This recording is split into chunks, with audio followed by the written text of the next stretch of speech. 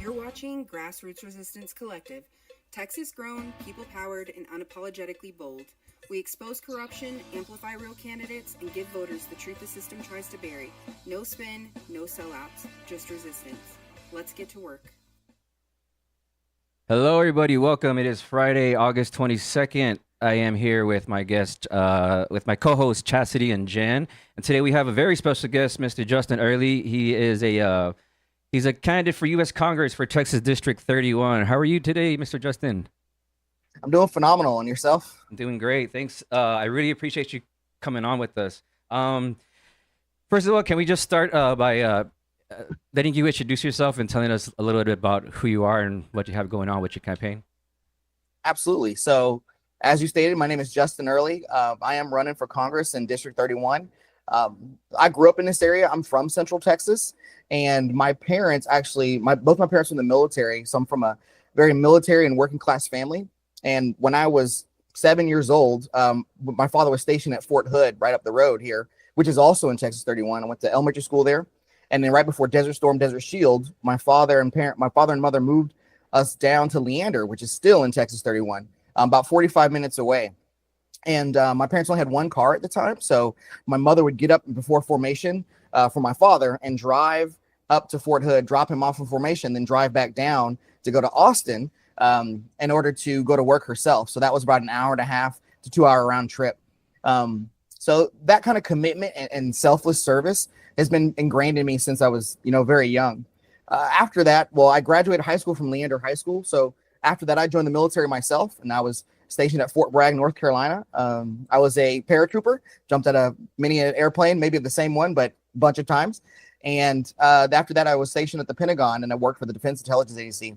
And after that, I moved here back to Texas and raised my family in the DFW area. My wife and I, we have 7 grown children. And we now live in Georgetown, Texas. My parents are getting a little bit older, and I guess they don't want to hear that part, but I didn't want my sister to be the only one taking care of them. So we came down here to be with them. And so while down here and in the area, of course, politics has always been an interest of mine. I've done a lot of work in the county up in Tarrant County, up in that area, and worked for a couple congressional campaigns up there as well.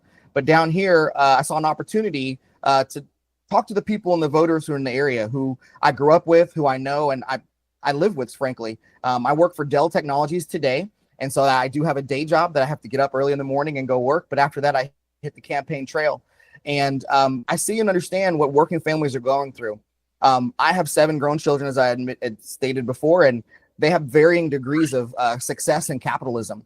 And so that struggle themselves, I feel like I did a lot of work and effort on myself. My parents did a lot of work and effort. And it seems like the American dream is just getting further and further away from us.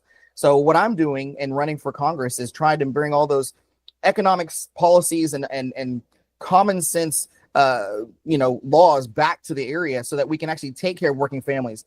People who actually run this country are the ones who have the least representation, the most marginalized, and then the ones who they keep chasing that dream. So I want to help bring that back to people and bring that back to the area I grew up in. So you talked a little bit about the American dream. So did you about us getting farther away from the American dream? So did you feel like there was any kind of pressure for you to jump into this type of into this race now? Yeah, I'd say now specifically. My parents, like I said, are both former military, and they're both retired. And they get about 80% of their income from the federal government, whether that be military retirement, VA retirement, those type of things. And that's how they are, they're sustaining themselves. Well, when we had all this rhetoric that was going on in the news about taking away pensions, taking away the healthcare of veterans. I'm a veteran, and I take VA healthcare, and that's important to me. And being in the VA hospital in Temple, which is also in the district, I saw some great things that were happening and some horrible things that were happening because people were waiting so long. And when they took the cuts to the VA, we have 11 VA facilities in this region or in this district. And when they had their personnel cut and everything else like that, those lines keep getting longer. Those times to get healthcare is getting longer. And if we're actually going to take care of our veterans, the last thing we should do is cut in those departments. We should be funding those departments. We should be doing more for those people because they did so much for us. They put their lives on the line. So we should at least make sure they have adequate health care, adequate housing, and make sure those things are continually getting better and better each year. But we're going away from that. So that is that struggle of the American dream. I feel like we were going away from that promise that I frankly grew up with, and the promise that I went and served with the military for. And so second to that is the same thing on the other side of that. Our non-veterans, our citizens who are in the world or who are in the US today, they work so hard, I feel, for the little bit that they do receive. And so if people actually had a lobbyist, somebody who actually like fought for them on their behalf, we would not see all the corporations getting all this money. To me, and as I understand economics, capitalism is supposed to be cyclical. You're supposed to take that money that you've made and put it back into the system. If you pay your people adequately, they will buy your products. They will buy other products. They will fund new businesses, and those businesses will make new products. And we continue on this great, great engine that we've been promised for decades and generations. But now with the latest rhetoric that we have, it's very much on a restriction. It's no longer the abundance of America, the wonderful, story of America. Now they're taking your jobs, they're taking your money. And so that was the kind of reversal on that promise that I wanted to feel at, that I felt like I should act on now. Yeah. So you, everybody that watches us knows that we give all of the guests a questionnaire. So before, on your questionnaire, which is on our website, you had said something about that candidates are often judged by their fundraising ideas instead of their values. So how do you plan on resisting that money that could potentially come in your pocket if you were to be hired to do something for someone else? Absolutely. First and foremost, I'm beholden to the voters, the people of Texas 31. And so I'm running a grassroots, people-powered campaign, as I've stated, I feel like a lot of times, but that is what I'm trying to fund myself with and do. I think it's another thing I tell people is I'm a regular guy doing regular things. And so if people feel that my message moves them, that's the direction I want to go. Could I take money from corporate lobbies? Could I take money from huge lobbies? I couldn't do that because I couldn't sleep at night. There are other people who are beholden to these giant organizations because the check is so large. Yeah. I really want to be beholden to the people of Texas 31. So the opposite side of that, not only the fundraising, but I want true representative government. I want to have real town halls. I want to explain to my voters and my constituents exactly what we're voting for or why we're voting for it. And I want to hear from them. One final point on this is we have such great technology in the world today. We should be able to know exactly where our tax dollars are going. And we should know exactly what our, our constituents, we should know what our constituents want, but also we should also know where our tax dollars are going. And so we should be telling our, constituents back again, hey, I voted for this, your tax dollars went to that, and this is where your money's going. So when you do pay it. So not only on the fundraising efforts do I not want to receive money from large corporations, I want to tell people where their money is going when they do pay taxes. You mentioned appealing to the constituency, which I think is probably the most important thing that we should ever discuss when it comes to being an elected official. As we all know, this is a very divided country right now, in a lot of different ways. You are running for office in an area that is, I think it's probably pretty safely up for grabs if you approach it the right way. How do you plan to approach the right-leaning voters in your district in order to break through that filter bubble that says Democrat evil and show them that we really do have so much more in common than we don't? Yes. So a lot of that really comes down to I have a very pragmatic approach on how I want to approach things.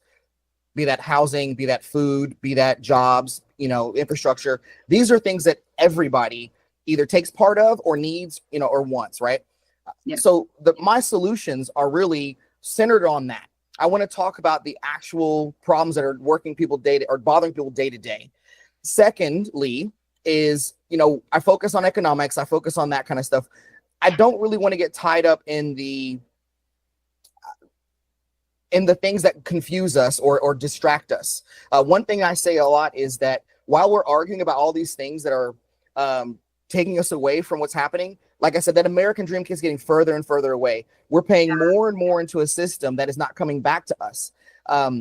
We have these large corporations that have these interesting business practices that they are finding loopholes in our laws in order to take more and more from people. And so while we do have this bubble and this, Democrats are evil or Republicans, I can't talk to them. First and foremost, I have friends on both sides, and I want to be challenged by people. I want to know where in the policies or things that I'm suggesting do you not support? Because I want to support things like clean air and clean water and access to food. I want to have great infrastructure. These are things that I think everybody on both sides really want and really want to do. The problem always comes with, how do we do that? How do we actually take care of those things? When I was a child, I used to say that, the big difference between Republicans and Democrats are, how do we spend the money? We only have a bucket of money to use, and we're all arguing which one is more important to spend first. The ultimate goal that I would love to have and do is to have more say for the people, to have where those dollars go. And of course, this is a long-term goal that I would love to see the U.S. move towards. But there is a certain amount of money that we have to actually give up for the common defense and the common good of the United States. But if you yourself, individual voter, want to see more money going into, healthcare research, why can't you shift some of the dollars that you pay in taxes and say, this is the direction I want to support and go? We have so many great pieces of technology today that we can actually, you can buy plane tickets anywhere in the world. You can buy a concert. You can do anything with money with the internet today. Why can't we shape our policy from the voter's perspective? If we want a true democracy, why don't we democratize where those dollars go? Now, will I be able to change that overnight? I may have a pie in the sky approach to this. I know that won't happen, but the more choice we give people, the more freedom they have. And I believe if that's the message we give people, it doesn't matter what side you're on, you're going to want to be able to decide that. And if, 53% of the money that is in a discretionary, where you can decide, goes to defense, great. If 22% of that goes into healthcare and housing, great. But if somebody else is not making those decisions for you and saying, hey, this is the system we have, deal with it, I would love to democratize that even further. Yeah, I think choice voting has been kind of popular recently. I've been hearing a lot of people talk about that more and more, and hopefully, if you're talking about it, hopefully we're getting closer to that, because that's hopefully we are. Yeah, we've had 2 bills be introduced. I think over the last 2 cycles in Congress, there were bills that were introduced to ban gerrymandering.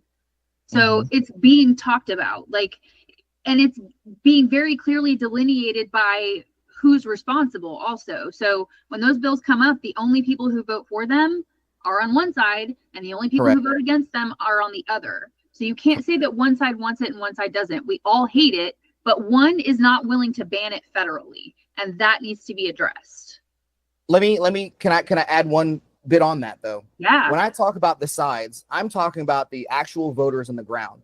Once people get in there into the House or whatever else, something else takes over, either lobbyists or something, and we get further and further away from representative government.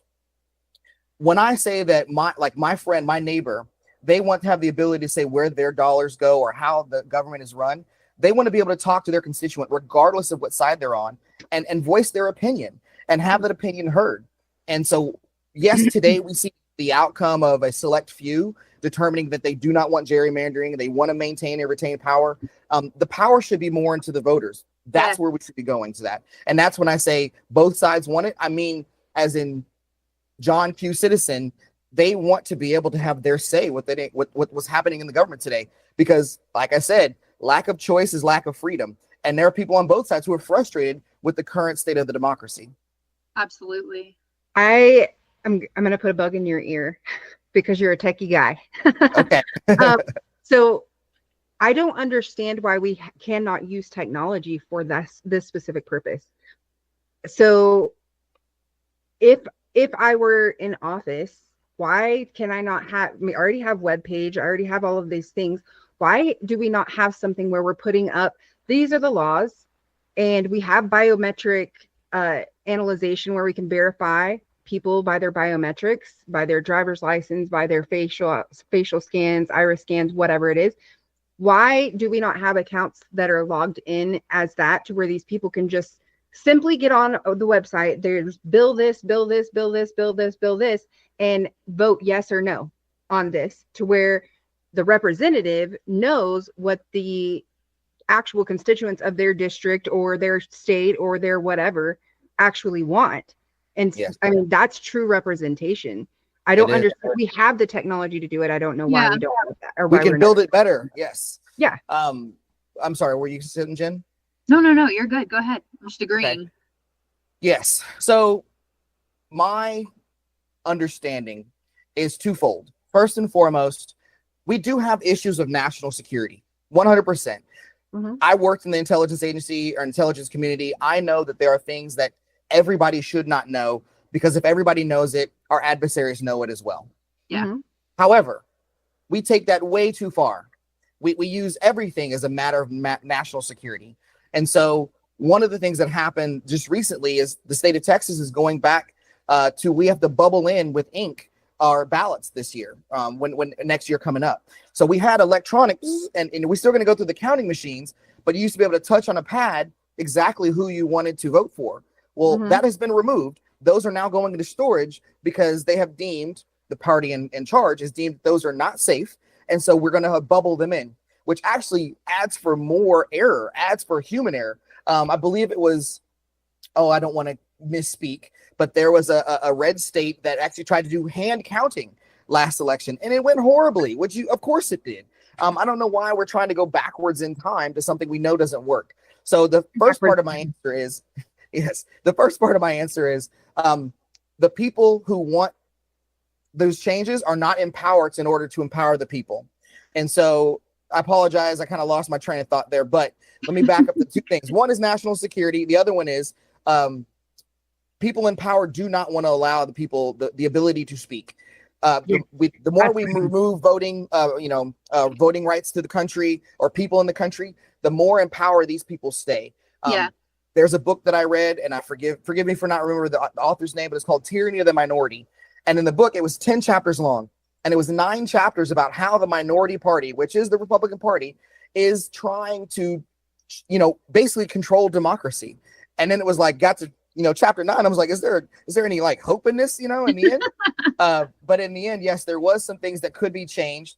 And so that's where I think people like me, people who are in my, area trying to run, are absolutely looking at things to assist out, to give more of that democracy or that voice to the people. I think that's really anybody that's running new. I think that's what that is.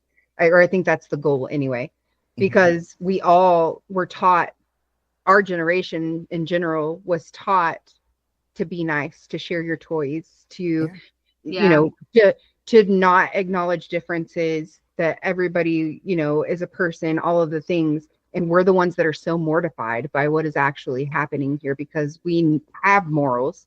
And I think that anybody that's attempting to run now is really, they're just trying to stop the sensationalists of everything in general. And I do agree with you, though, that that's what it is they don't want the people to have a voice. That's the bottom line. Speaking That's of, the since only point. That's the only point. And I have this conversation with people all the time, on the left, on the right, old, young, male, female. It doesn't matter what race, what religion. Everybody that not everybody, the majority of people I talk to truly believe that their vote doesn't count, and all of this is a farce, and there's no point in involving yourself.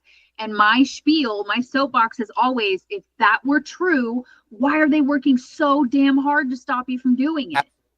Absolutely. That's the whole game. And so we also get a lot of questions on, when we talk about gerrymandering on social media, a lot of people will respond with, well, then what's the point? What can we do? The maps are passed. The only way to defeat gerrymandering while it's live is to show up and vote. Absolutely. The numbers of voters have to be able to overcome the gerrymandering that's happened, but you have to get out and do it. You can't just sit back and cry about things going wrong later. So I will say specifically for Texas 31, Texas did go through the redistricting. It did pass the Texas House. And so one of those things is, though, we have some crazy gerrymandered, districts. We have West Austin, which is Bee Caves and out on Lake Travis, connected all the way to Polk County, which is northeast of Houston. Those are not like communities. They have completely different attitudes and needs. And I have, my sister lives out one direction and I have family the other direction. So it's interesting that they are trying to stretch it so far to water down people's vote. However, a bright spot in this is, as myself running in Texas 31, Killeen is now included. And Killeen is included in my district. It was gerrymandered out in 2021. Now it's put back in. And so that is a benefit to me because those are veterans, those are African Americans, those are minorities, those are people that I am speaking to. And so half of my battle is exactly what you stated, is getting people interested to vote, because this is their time to get out the vote and to vote. And if they have the right candidate, I hope that they can actually, be inspired by me and we can move that needle. So even though they did this redistricting to get 5 additional seats, we want to at least take one of them back, and that's something they didn't even count on. And so while gerrymandering is terrible, we got to get out there and fight it by voting it out. That's exactly what we've been discussing since that map passed, since we knew it was a sure thing. There's nothing we can do about it. They can fight it in the courts, but we're going to vote on those maps. Our goal has been to make sure that it is Texans for Texans in those seats. We don't care what party you represent at this point, as long as you are a normal, democracy-loving Texan with common human decency. You need to run for those seats. There's 4 new opportunities to get people who care about Texas in power. Run for those seats.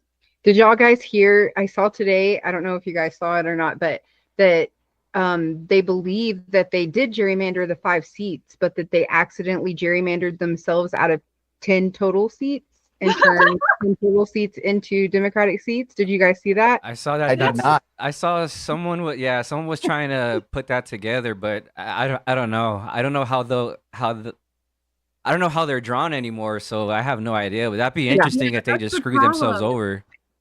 It's like we're just looking at like a black hole now, like some kind of warped psych screen. Like you can't, there's no way to figure out, like, where are you running, Justin? You could just be like the U.S. congressman for the entire state. Pick a spot, because next year it'll be in your district.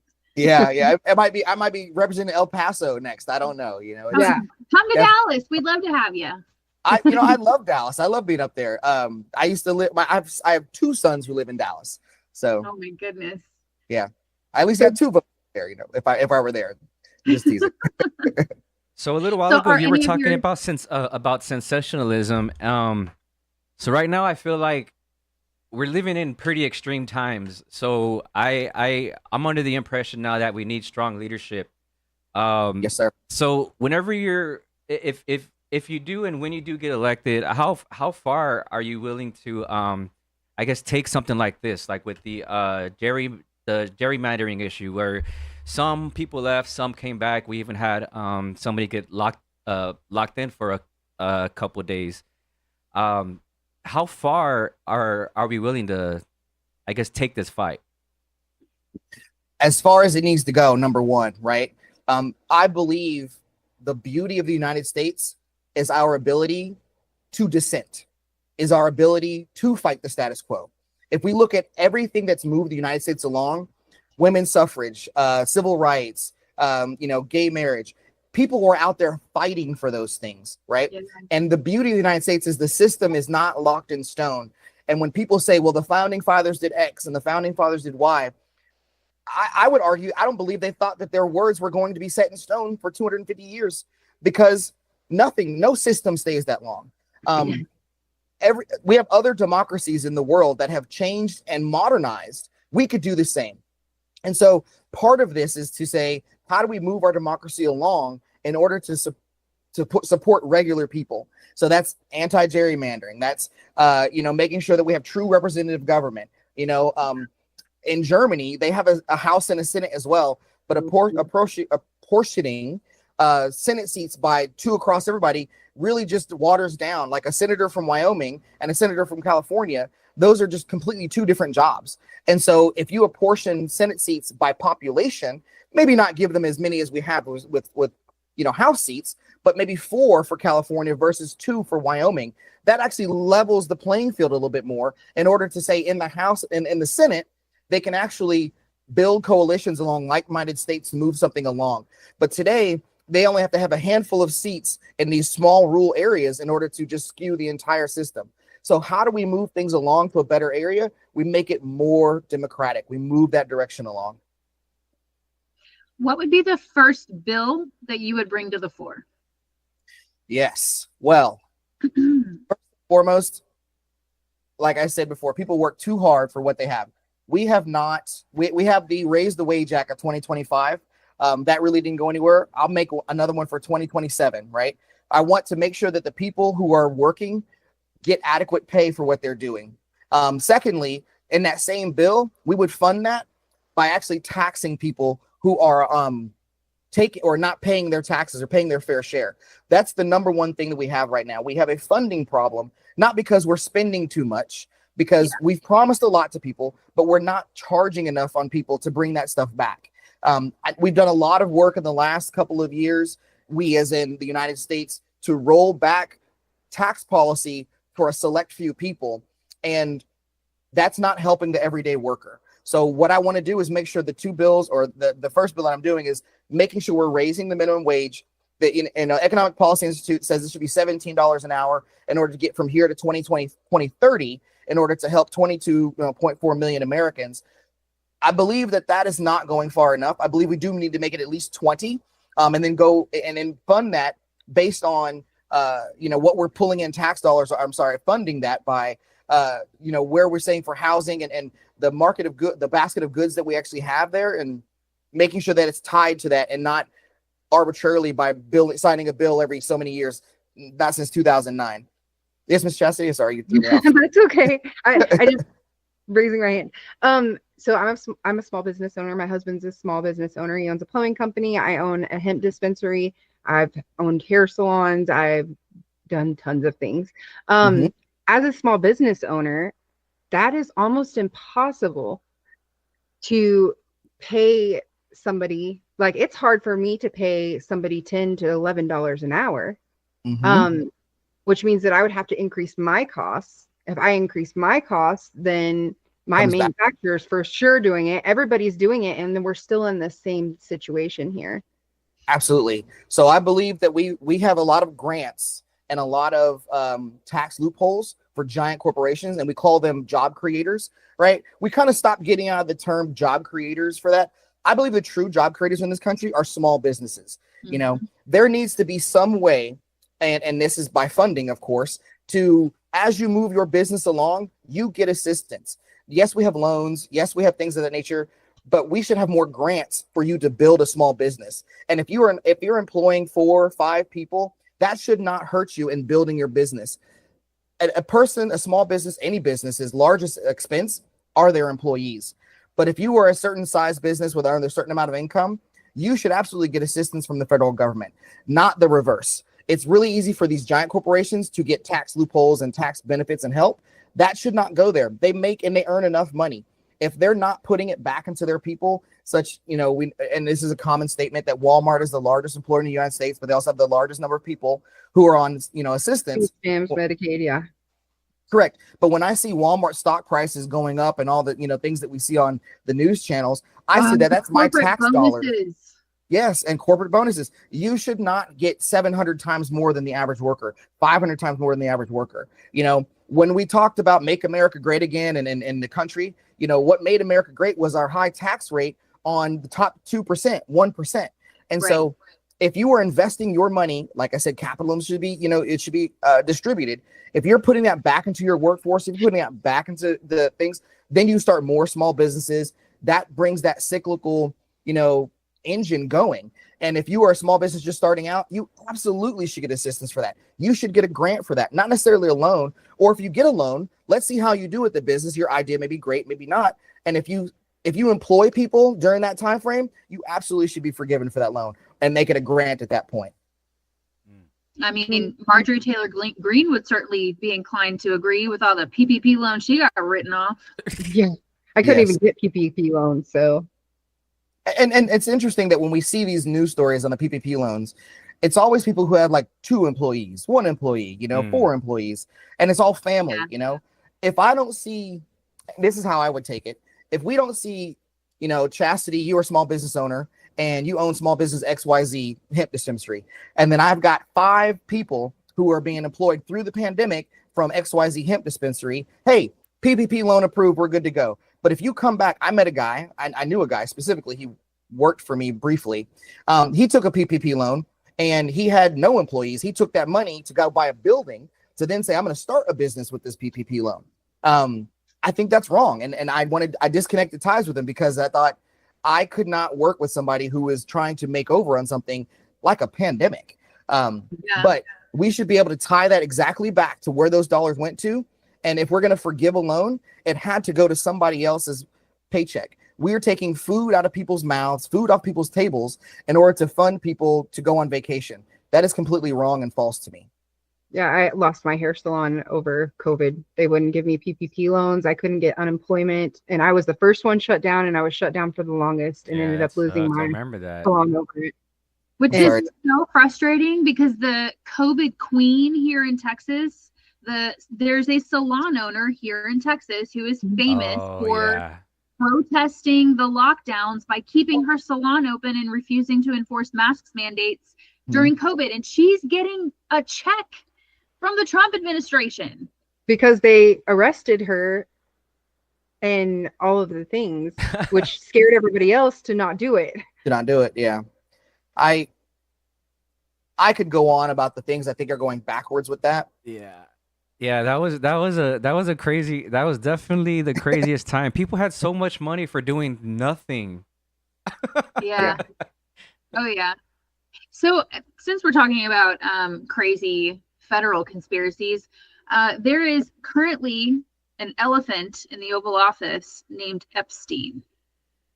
What would be your approach to dealing with that situation? Were you sitting in a congressional seat right now? Absolutely. So number one is there were, 4,000 and something wire transfers that we can actually go and investigate. I want to get away from harming children is horrible and the people who did it are bad. Absolutely. But that should not be the front end of it. The front end should be, hey, you broke XYZ economic policy or rule. And this is how we got Al Capone, right? Was through that. So that's where direction we should take it. Then let everything else come out. If you were involved with this person, if you were doing wrong by way of paying him or whatever else, then that should come out in the investigation. I think the running from it or the rallying behind it today, while the energy is great, we need to focus on the actual things that we can prove and do and come back from. The people who have said that they were harmed in the creation of that island and what they had done down there, that's absolutely should be done and taken care of. But in order to stop this from happening again, we got to cut him hit him in the pocket. So the number one thing we need to look at are the economics that made him who he was, and that will absolutely get everybody on the same page. And then we can go after that. We can go after them after that. You would think it would be super easy for them to go after some kind of like a RICO case or something like that, but I don't know. With not even all the wire transfers, but with all the all the evidence that everybody already admitted to having, and all of a sudden, the pedophile that's been convicted is just believed that Trump was an innocent guy. Like I don't. It's so insane now. Let it come out in the investigation. That's why we need to talk to. That's why Alex Acosta needs to be subpoenaed. He does. He's the first person, and bless Ben Meiselas's heart. He has been doing this 24 hours a day now for like 3 years, and he is losing his mind. I really just want to send him like a really fat blunt and a drink and be like, please disconnect his Wi-Fi. He's got to breathe for a little bit. Take a week off, bro. Oh my gosh. But he's right. Like I don't know. This whole situation is just so frustrating when it comes down to the brass tacks of it all. It is. And the Justice Department being looked over or interfered with by the White House should be a crime in itself. Yeah. The and mentality that the president could do no wrong as long as they're acting in the name of the president absolutely should be reversed. You know, Yes. we look back through so many Supreme Court cases. You know, my wife and I, we were an interracial couple. That was illegal for a while, and it took a Supreme Court case to go back on that because it was deemed illegal by the Supreme Court at one point, and it was deemed unconstitutional at another point. And so we can absolutely reverse that law, or reverse that stance, and then say, hey, you cannot interfere with these independent agencies, because now we don't have any sort of watchdog what's going on. So we take it from the, you know, Epstein and the files, and we're looking for that. Okay. But then the president gets involved and says, I'm not getting involved, but we're not going to look at that anymore. Okay. Well, now that you've gotten involved, that should be another court case. We should absolutely investigate that as well. And to me, if you were ever, I say this all the time, my kids are going to get annoyed at this, but people who do things in the dark don't like the light, right? If we bring the light out to a lot of these things, we can stop a lot of this stuff. But the reason it keeps getting worse and worse and worse, in my opinion, is we keep allowing things to be done in the dark. If we bring it out in the light, can't be done in the dark. And if, or the people who don't like the light, or, you know, whatever. Back to what I'm trying to say as well, about the Acosta and doing what he does, or trying to get him out to speak. They now saying it's a point of national security because he was an FBI informant, or he was with some intelligence agency. And now, again, we're using that way too much. There needs to be an independent review from Congress of people who are cleared to say, is this truly a matter of national security? And if it is, okay, this part is carved out for national security, and now this part needs to be investigated in the public eye. And it's been done time and time again in our country. It's just now, at the second you say national security, we stop everything. Well, you get the 4chan and the QAnon nuts going crazy. National security, we're gonna, you know, they have definitely managed to corner the market on their audience. Like, they have built such a rock solid filter bubble, you cannot break through. And that's something that I will say, like, the left definitely has its filter bubble. We definitely can go really hard on some really stupid stuff sometimes, like the handful of weirdos who went crazy over the Sydney Sweeney thing. Like, that's not all of us. I didn't even know about that until I heard about it on the radio, and I was like, I don't care about Sydney Sweeney, whatever. But when it comes down to it, like, these guys have been waiting for these conspiracy theories to be visible in front of them so they can go, aha, it was true. So when you have Trump saying everything's a national security issue, like, we've got to take over DC, it's a national security issue. Now we're going to go to Chicago, it's a national security issue.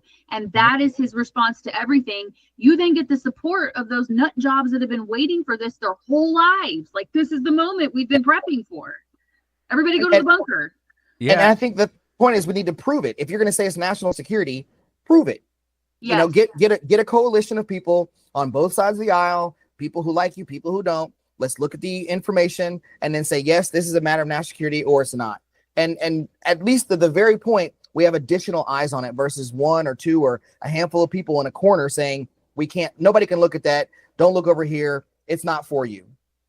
So there's a U.S. attorney that Trump just appointed up north somewhere. I cannot remember which state it was, but there was an IDF soldier. It was in Vegas. Who was caught. Was it Vegas? It was in Nevada, I think. Sorry. Okay, so this guy was here meeting with the NSA and the FBI, and while he was here, was arrested on a child trafficking situation. Okay. He immediately called the Israeli embassy and the U.S. attorney's office and was bonded out of jail and went straight back to Israel. Yeah. No, this is not even in the news. So we're just sending traffickers on their way now. Like, that's this administration, is we are protecting. And it's crazy because it was always like a weird conspiracy, like one of those 4chan conspiracies, but it was always directed to the Democratic side. But now that the tables have freaking turned, it's completely like we got to make sure we link an article to that in the comments or in the description on this, because that definitely sounds like I'm starting a conspiracy theory, but this is a real thing that has happened. It did happen. I'm familiar with it. I would love to see that article and read that, because nobody should be above the law. I mean, maybe somebody was a part of a committed a crime, and if somebody else committed a crime and they weren't a part of the IDF, would they get the same treatment? Is that how we do things in this country? The answer is no. But because somebody's getting special treatment, we absolutely should be investigating that. Yeah. I think that the problem though is none of this is happening, right? There is literally no accountability for anybody. And people are literally like, we are seeing people revolt. We are seeing Americans revolt against their government, hidden, right? Because it's not being covered by media. It's pretending like it's not even happening, except for in Washington, where we're fortifying the White House. Like, I never thought that I would live to see a time of such crisis in America. And it's scary, and it's happening all around us, and we are so desensitized to it that it's just like, this stuff happens multiple times a day. Multiple times a day, you get this outrageous, crazy story. And we've been trained for this our entire lives. Our generation has been trained for this our entire lives from the day that we were born, right? We had Y2K, we had the stock market crash, we've lived through everything. And an entire generation of movies prepping us for this, like Hollywood. Final Destination. Yes. And we're so desensitized to it at this point that it's like, oh, we just locked our House representative in the Capitol, and I don't care if you're left, if you're right, if you're in the middle, if you're up, if you're down, if you're blue, yellow, green, purple, red, I don't care who you are. If you live in Texas, you should be pissed right now. Yes. Everybody should be. And because what we did was we set legal precedent. We took away our representatives' 14th Amendment right, 4th Amendment right, First Amendment right, constitutional rights, right blatantly in front of you, and entrapped her in the Capitol for having a different political view, which she legally had, legally, and nobody's like, everybody's just, okay, yeah, it happened. That's so crazy, right? I don't understand why there's nobody angry about it.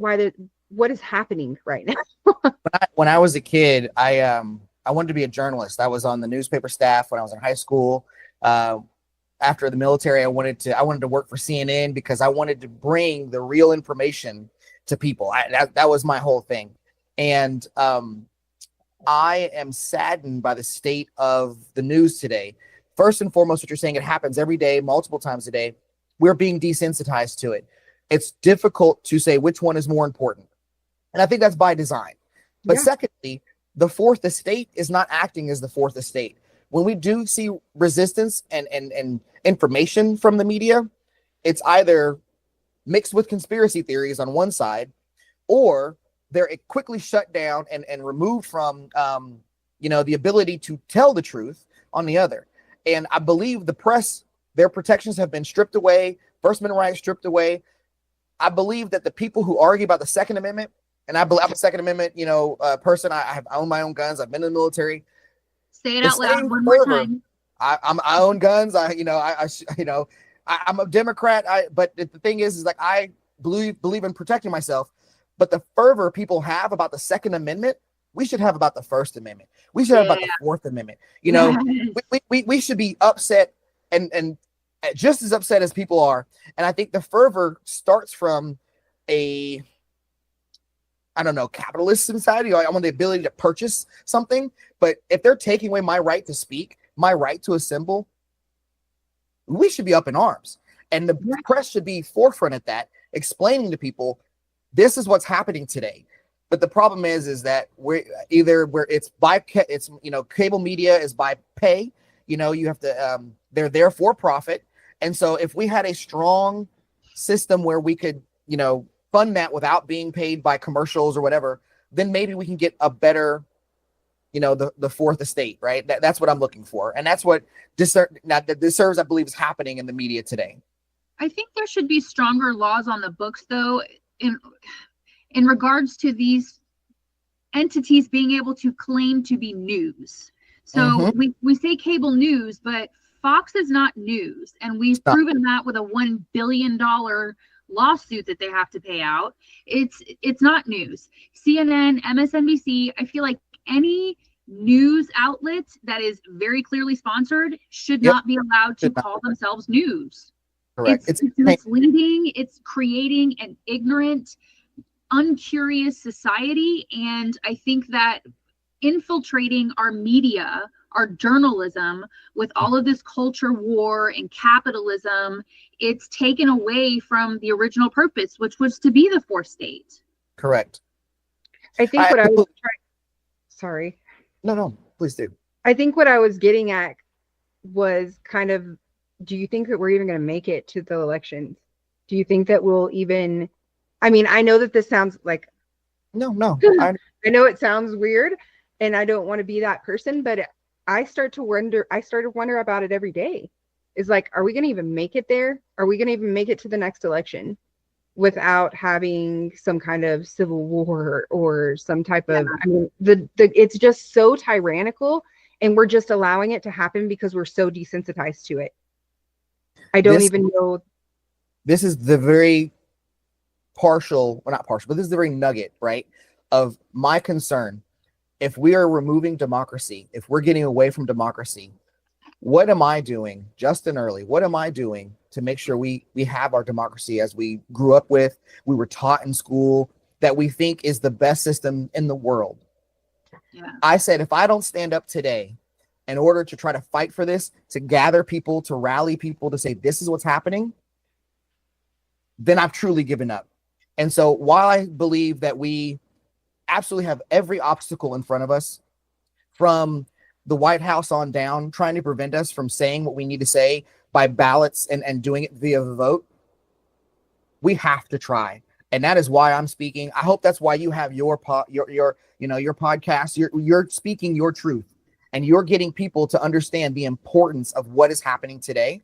And if we sat inside and hidden away and got scared of what's going on, then we are allowing it to happen. But we sitting here on this call right now, we are striving for better, and we need to get more people on board with us to do that. And to answer your question, I'm afraid as well. However, I can't just let it happen. I want to fight for it. I think a lot of people are just waiting for someone to take the lead. At least I know, like in my group of friends, because I'm a veteran myself, and I know within the group of the veterans that I associate with, they're not too concerned for whatever reason. I'm definitely way more on the cautious side, like, okay, we should be getting ready for something, but I just feel like either it's not taken seriously enough, or I mean, I don't know, someone just has to do it, I'm there. I mean, this is, I get in front of people and I speak to people, and, my name is Justin Early, and here's how I want to help your pocketbook, and here's how I want to make sure that you get representative government. But I want them to understand, if we don't do this today, we may not have a system to vote for in the future. This, to me, is the precipice of what we do not want. Pick any dystopian novel that you would like to pick. That may be the direction you're going, right? And when you guys are going through movies and stuff, I don't want to talk about The Purge, but if it's not beyond our imagination, we should be frightened. The reason that we have cartoons and things of the imagination is because they're supposed to be so far out of reach. That's not the reality we live in today. And so we need to make sure we're fighting to make sure that reality stays the way we want it. Everybody, for the longest time that I could remember, every election is always the most important election. Every year is always the most important year. The democracy is always on the line. I've never felt that until this year, I think. Agreed. I think I've before then it was just like all sensationalized, and it was just everybody just blowing and I thought it was fine. There was a bunch of bumps in the road, but for the most part, everything was fine. But at this time, it's definitely not. Different. This is something way fucking different. Yeah. We're jailing people for simply speaking out. Exactly. And like I said, the beauty of America is the ability to dissent, the ability to push that envelope to say, hey, when we asked for rights, when people fought for rights, they weren't inventing something new. They were saying, hey, you've got this right over here. We want it as well. But today they're saying, instead of us expanding rights and giving more to people, we're restricting everything and taking it back. And that's where we have to push back and fight back. And I agree with you. Every election, they say this is the most important election and democracy is at risk. We are absolutely witnessing it today. So I heard a lot of people when Obama was elected for the first time.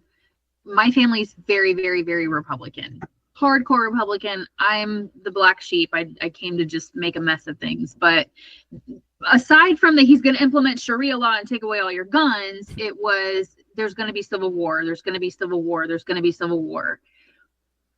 I agree with Tovar. Like there hasn't been a point in my lifetime, at least, where I ever felt as uneasy about the state of things from neighbor to neighbor.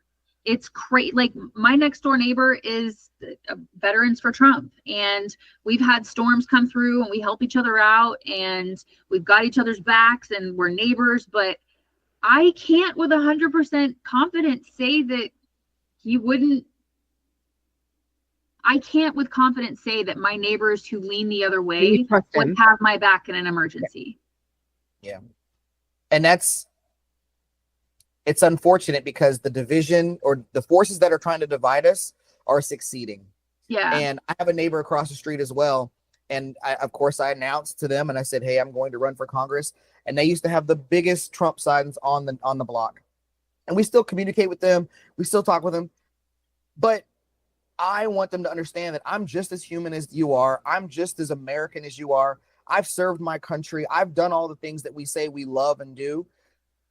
But when push comes to shove, people will fall back on those dividing, attitudes. And so that's what yes. And that's one of the reasons better. They know you better than they know him. Correct. We wanted you guys to be able to actually speak to your neighbors, the neighbors that maybe don't want to listen.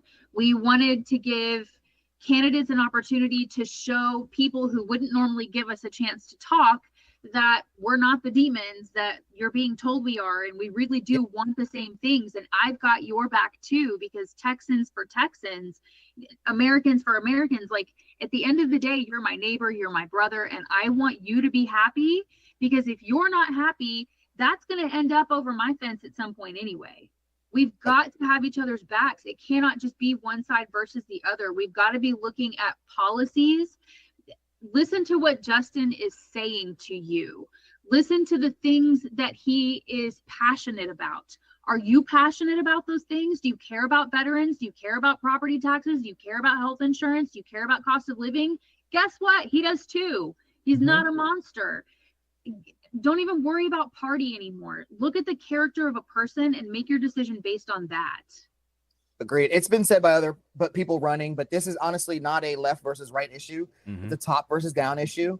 And the more we argue about left versus right, the more money they pull from us, the more division they add into us. So I'm very empathetic. I love my neighbors. I love people. I love people in general, right? Yeah. If you find me anywhere, I'll probably talk your ear off, like I've done here. But it's because I care and I'm very empathetic. But at the same time, I see that we are putting policies in place that are hurting people. And that is my baseline. I will not do anything to hurt people. I want to expand rights. I want to make sure that people live their best lives and giving what they are. And just because somebody's different from you, looks different from you, acts different from you, doesn't mean we need to restrict them and take them away or take something away from them. But it's difficult. It's a difficult hill to climb, and I'm willing to do it. So we're excited for you. Thank you. You're welcome. So as far as cannabis reform goes, how would you broach that subject on the House floor? So absolutely, the schedule should be changed. And I know Trump likes to dangle that carrot. A lot of people like to dangle the carrot of changing the schedule. That's just too easy. It's paperwork, right? In order to do that, number one. Number two, well, that's the first thing we should do. And we have examples of other states in the country who are successful with marijuana reform, with cannabis reform. And three, with that, why are we still holding people in prisons, jails. Let's expunge their records, because if you're making money, millions or billions of dollars on this plant, why are we still, putting people in prison and jail?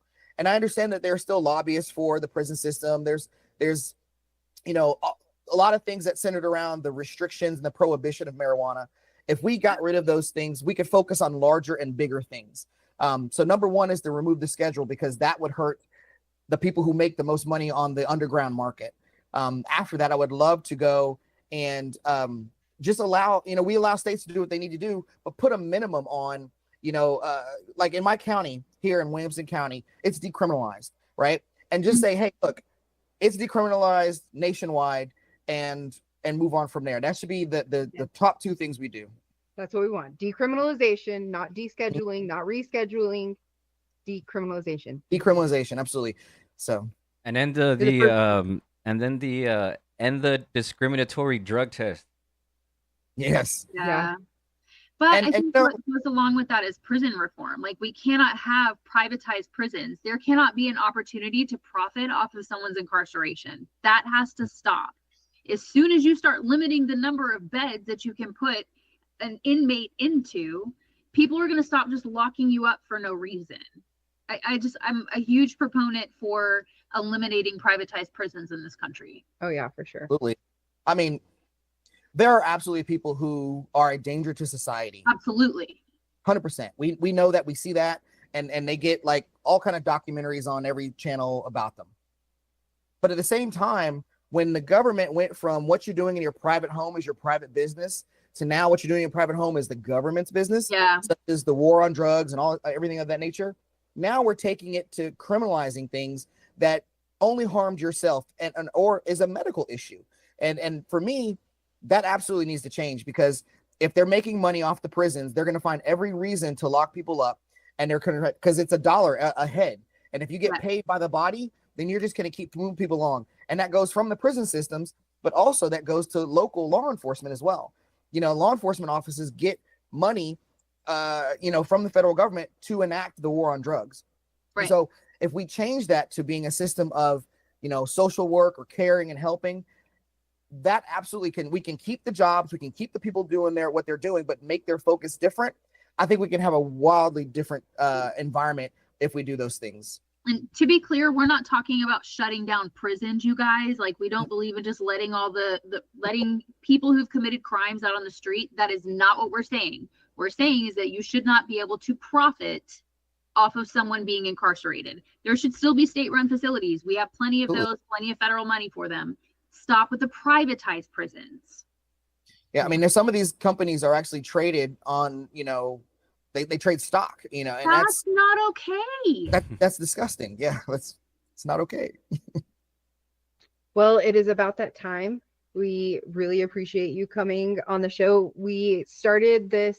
Do you ever watch Diary of a CEO or listen to Diary of a CEO, the podcast? I have not. No, ma'am. You haven't? So at the end of every Diary of a CEO, I feel like I always have to say this because I don't want them to think that we're totally stealing their idea. But at the end of that podcast, they ask somebody, whoever they're interviewing, a question, and then that person answers the question from the person before them.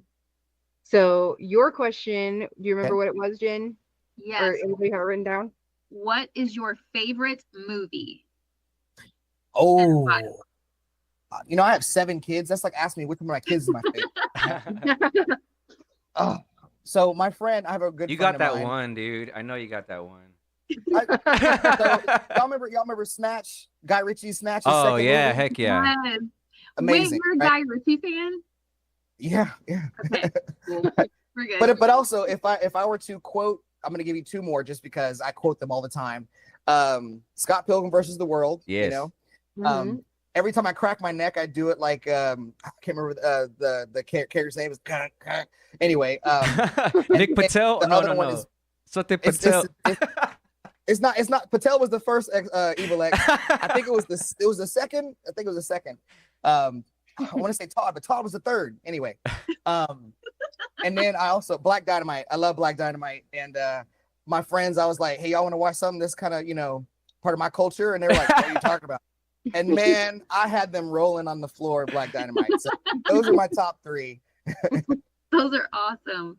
You guys, if you want to get to know Justin a little bit better, you can visit him at votejustinEarly.com and at votejustinEarly on all of his socials. Tuesday, we will be back with a candidate for a Texas House seat, Texas House seat. That will be Taylor Remit. Justin, we want to bring you back a little bit later on in this journey so that we can touch base with you and see how things are going. We're really excited to see what you do with this. Thank you. I'd be excited to come back, and this is a phenomenal experience. Thank you for having me. I got two more things. Yes. So we need to get a question from you for our next guest. Oh yeah. I'll give you a minute to think on that. And actually, yeah, if you could. I already got it. I'm okay, ready. go for it. Go for it.